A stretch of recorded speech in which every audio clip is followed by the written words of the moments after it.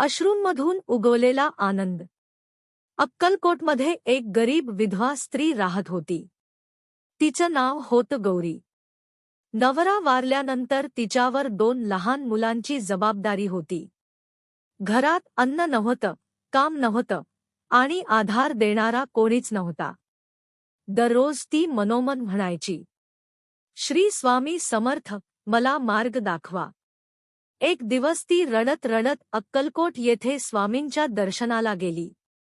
स्वामी महाराज शांतपणे बसले होते. गौरीने नम्रपणे नमस्कार केला आणि म्हणाली, महाराज, माझ्या मुलांना उपाशी ठेवू शकत नाही. मला काहीतरी काम मिळू दे. स्वामी फक्त एवढंच म्हणाले, जा, तुझ्या घराच्या मागे बघ. गौरीला काहीच समजलं नाही. तरीही ती विश्वासाने घरी परतली.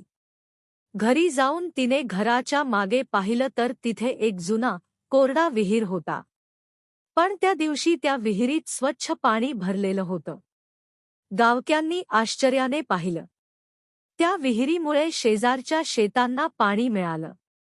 लोकांनी गौरीला मदत म्हणून धान्य, पैसे आणि काम दिलं. तिचं घर पुन्हा आनंदाने भरून गेलं. तेव्हा गौरीच्या डोळ्यातून आनंदाश्रू आले आणि ती म्हणाली, श्री स्वामी समर्थ. या गोष्टीतून संदेश: ज्यांच्या मनात श्रद्धा आणि विश्वास असतो त्यांना स्वामी कधीही निराश करत नाहीत. संकट कितीही मोठं असलं तरी स्वामींचं नाव घेतलं की मार्ग नक्की सापडतो. श्री स्वामी समर्थ.